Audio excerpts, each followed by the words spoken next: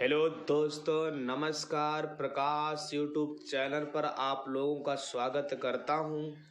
दोस्तों, एक बार पुनः जीव विज्ञान के प्रश्नों के साथ हमारा पहला प्रश्न है, जीव विज्ञान की मूलभूत इकाई क्या है?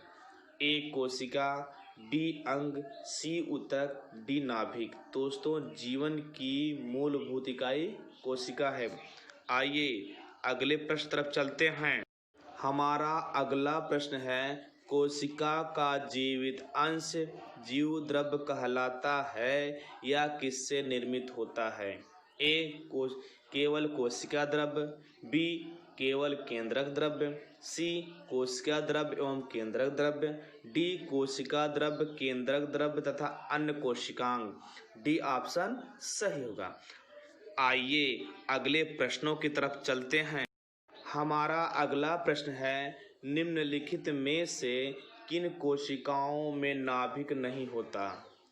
दोस्तों, रोम कोशिका, बी लाल रक्त कोशिका, सी प्लेटलेट्स, डी मोनोसाइट।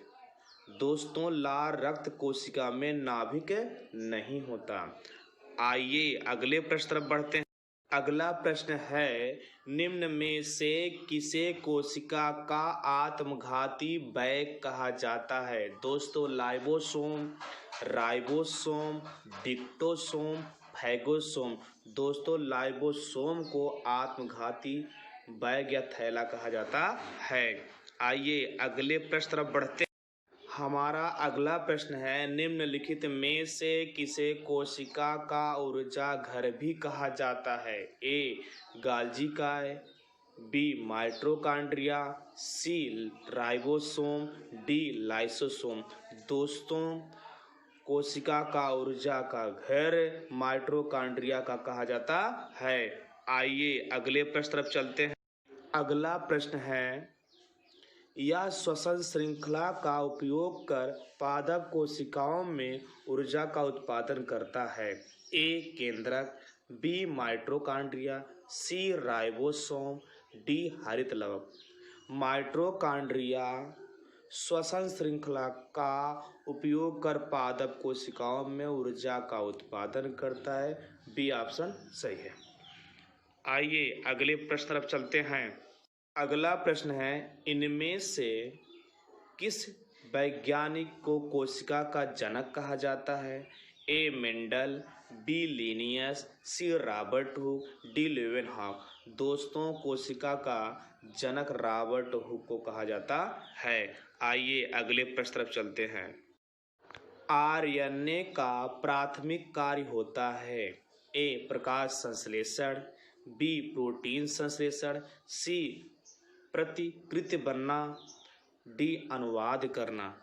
दोस्तों, आरएनए का प्राथमिक कार्य प्रोटीन संश्लेषण करना होता है। आइए अगले प्रश्न तरफ बढ़ते हैं। आनुवंशिक यूनिट जीन होते हैं?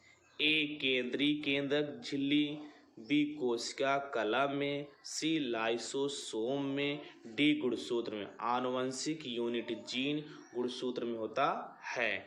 आइए अगले प्रश्न तरफ बढ़ते हैं। अगला प्रश्न है, डीएनए की दो सूत्री संरचना का पता किसने लगाया था? ए मॉर्गन, बी वाटसन और क्रिक ने, सी हरगोबिंद खुराना ने। दोस्तों, वाटसन और क्रिक ने। आइए अगले प्रश्न तरफ बढ़ते हैं। अगला प्रश्न है, जीवधारियों के वर्गीकरण के अध्ययन को कहा जाता है?